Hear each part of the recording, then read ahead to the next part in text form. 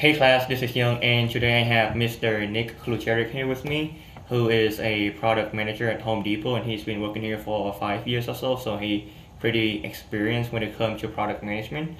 And today Nick is going to walk you through the process of requirement elicitation, requirement gathering, how do you communicate to the actual business sponsor and the development team, and what's going to happen after those communications. So Nick, you want to say anything? No, excited to get started. All right. So first of all, we we kind of learn about requirement elicitation right now, and as both of us know, is involve going and talk to the actual customer who is the sponsor of the product or project. When you talk to them, what kind of statement or how sounds that you ask your question so that you can extract exactly what they need from the meeting. Sure. Yeah. So none of the things that ever pop up for requirements should show up as a surprise. Any good product manager will be working on something now, and then we'll have a roadmap. And there's things that are coming up on the roadmap they'll be exploring. And so you should be asking yourself questions. Is why does the business want this, and what value does that thing present to the business? As you begin to start those conversations, and they're very much conversations, you want to ask those questions to the business and have them explain the value and explain the purpose of the request that they're making. All right. So, are there anything that you can do to prepare yourself for that meeting? Like, usually when you go meet with the business sponsor, they would have some reason why they want a specific need. For you to really understand that reason, you have to have some background context, right? So, are there any independent research you have to do to be more familiarized with the business context that they will be talking about? Sure. You definitely need to understand your product, and you need to understand the business. A lot of that comes with just being in a position for a period of time. The other part of that is understanding the strategic advantage that the company that you work for is trying to gain. So I work in supply chain. We are trying to save money by not having waste in the supply chain. So we are trying to be efficient. And whenever I ask questions or figure out why the business wants something, my mind immediately goes to things being efficient, getting the right thing to the right place at the right time. All right. Also, in those meetings, should it be in a casual setting or should it be in a professional setting? But usually, when you talk casually, you would be able to discuss more and feel more at ease when you're discussing those kind of things. But a lot of time, business people mean money, right? Because time is money. Yep. So what kind of setting would you invite them so that you can extract their need from them? Sure. It is a good working relationship with your business partners, or really with any of your partners, is absolutely very important. So I wouldn't say like, oh no, we need to stop and not have this conversation in a casual setting. We should have a formal setting. Maintain a good relationship, make sure that you're approachable and friendly with everybody. But at the same time, water cooler conversations, like hallway conversations, can lead to things getting missed. So if I were to meet Young in the break room and we were to decide that we wanted a new color on the website, I might forget that, or I might not think he was completely serious because it was in the break room. So while those relationships are important and sort of brainstorming is okay outside of meetings, whenever you go to actually lay down hard requirements, you need to be in a more formal setting so you can take notes and have takeaways. Okay. So, are there any artifacts that you generally produce after your meeting with the business? So there's, I think there's two different mentalities here that me and Young have talked about. There's the waterfall mentality of development, and there is the agile methodology of development. Home Depot is more agile, so I can speak from that experience. But I know that in a waterfall methodology, you tend to come up with a project plan, and that's just a giant document that'll outline all the requirements. Agile is similar, except instead of having one big document, we have a lot of little documents, and they all add up to equal the same thing that big document would equal. So I leave those meetings at the very bare minimum with notes and takeaways. So when someone's explaining something to you, or when you're talking to someone about something that they want, you should be jotting down those notes and understanding, what they want, asking any questions or writing down those questions while they're talking, and then have your takeaways for after the meeting. Say, hey, I need to go research this, or get the level of effort on that. Bare minimum, you come out of the meeting with that, and then eventually you get a more formalized document like a product plan or like user stories. All right, thank you so much. So now the next stage in the software requirement engineering process is that you would bring the business need back to the actual development team or to your IT partners. When you meet with the IT partner, you're gonna meet with development team, software development manager, architect, database, How would you then transform the need that you get from the business into concrete requirements? Sure. The secret sauce for being a product manager is sort of being the translator between the business and IT. Once you've talked to the business and you understand the things that they're looking for, you want to boil that down to a set of requirements that IT can help build towards. So one big thing, like if you were trying to get gum into a store, right? That's what the business wants. They want to start selling gum in their grocery stores. So I take that requirement or that need and I come back and I say, okay, well, what do we break that up into for IT requirements? And say, well, the first thing we do is buy gum. Second thing we need to do is to get that gum into our supply chain and ship it to our distribution center, and so on and so forth until the gum is in the store. So the thing the business sees is, oh, gum is in the store now, I can sell it, hooray.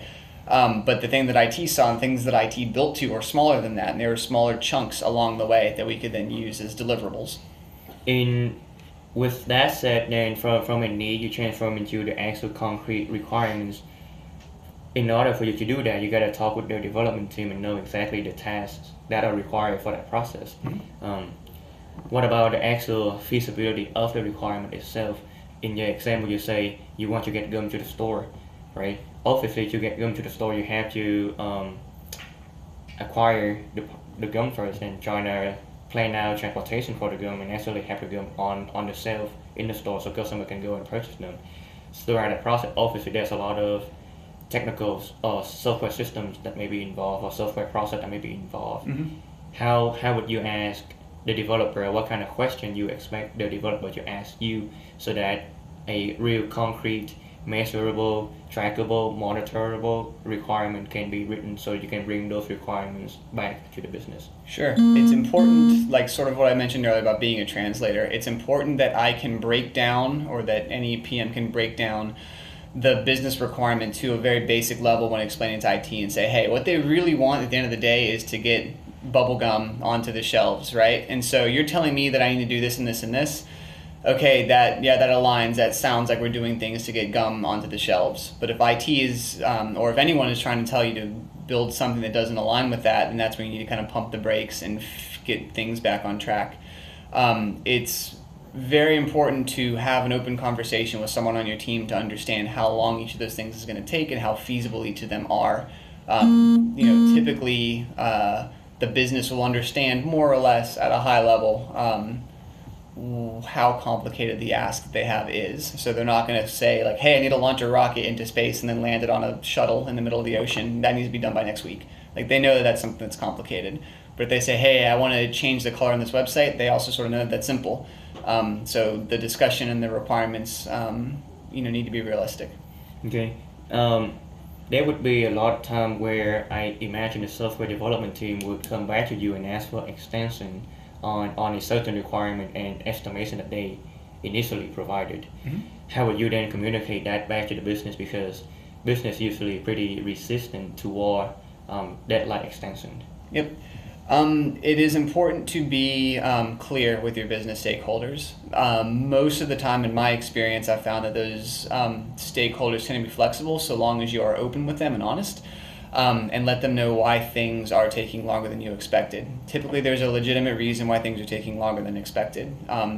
If you say, well, it's about Christmas time and I was kind of hoping to go home early today, it's going to take a little longer, like, they're not going to be happy with that. But if you say, hey, some production issues came up and we had to take 2 days working on something in the live environment and it couldn't be avoided, we need 2 more days, they tend to understand that sort of thing and be accommodating there.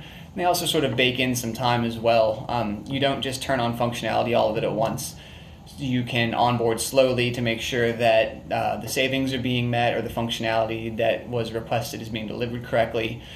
There's some flex time there. You can just onboard more quickly later if you needed to or something like that. So those guys tend to be able to think creatively. All right, so what I got so far from this conversation is when you initially meet with your customers, you gotta do some research about the business environment that the company is operating in, so you can be, if not a subject matter expert, at least like have some knowledge in the domain that you operate in. Because a lot of time it's just giving you the need. From the need, you really have to ask them what kind of value it will bring for their own company, right? And at the end of the process, you have a project plan. So they know you mean business. You have concrete and actionable plan that you can achieve. Yep. You then bring those needs into the IT teams, discuss with the IT teams in order to generate actual requirements from those business needs. The IT team will also help you to validate the feasibility on those requirements or those needs, whether or not this need can be achieved within this certain amount of time. What artifacts should you be producing at the end of that meeting with the IT so that you can align both the business user and the IT partner? Mm-hmm.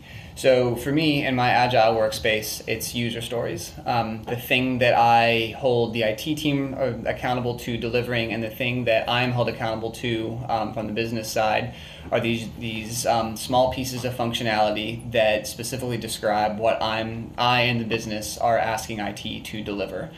In a waterfall methodology, it would be a product plan or a project plan, depending on where you're coming from, that says, hey, these are all the things that we're going to deliver by this time frame. At the end of that time, someone can sit down and look through that document and say, yep, the piece of code does this, this, this, and this. That checks all the boxes that we agreed on. Cool, let's go. Let's deploy it. All right. So it's actually the software system requirement documents, right? That has that project plan only have the need. The requirement document is what actually have all the requirements for that need. Yep. One business need can span multiple requirements, right? What happen if say the business just come and tell you something like the UI need to be intuitive, right?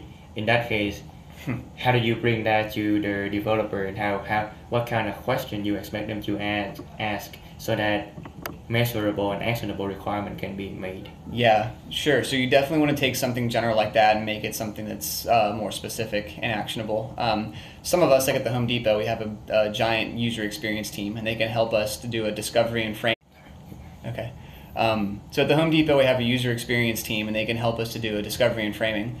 And that DNF session can get all the users in a room and facilitate what they're really asking us for. So while they might start with, hey, we need just to be intuitive, we need to just work, that team, those people can boil that thing down and say, well, it needs to be, you're asking for this, this, and this specifically.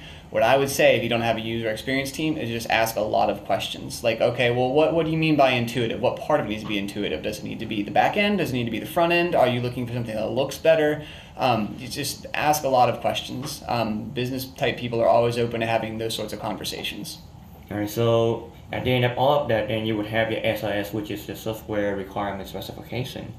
How would you then actually, during the implementation phase, how do you monitor and track in progress on each requirement so you can report back to the business? Yeah, so for me personally, again, we do stand-ups every day, and I'm co-located with my developers. So I have a pretty good idea of what they're working on at the time. If I have any questions that I can't get answered in the stand-up, where everyone gives an update of what they're doing yesterday and what they're doing today, and then I, as the PM, also give an update every day. If I don't get the information from that, I'll either ask the developers directly, or I'll ask my development lead and just say, hey, where are we with X? How's it going with Y? And I have time set up with that lead every week to ask those sort of questions in a one-on-one scenario. Okay. Well, lastly though, do you have any recommendation or feedback on what the students should do to prepare them for a product or project manager role? Yeah, like I said earlier, being a product manager is absolutely about translating. You need to understand the business, and you need to understand IT and the technical side of things as well. So it's sort of being a jack of all trades there. It's also very important, like the people part of it, is being able to work with your developers and work with people and be a sort of a salesman. Like, you don't want to just deliver bad news. You don't just want to, you want to be able to negotiate things. Don't say no to everything. Say, maybe not that way, but how can we do it in another way? Like thinking creatively. It's a difficult job, but stick with it. It's really rewarding. All right. Well, that's all I have. Thank you so much, Nick, for your time. Thanks a lot. I appreciate it. Yeah.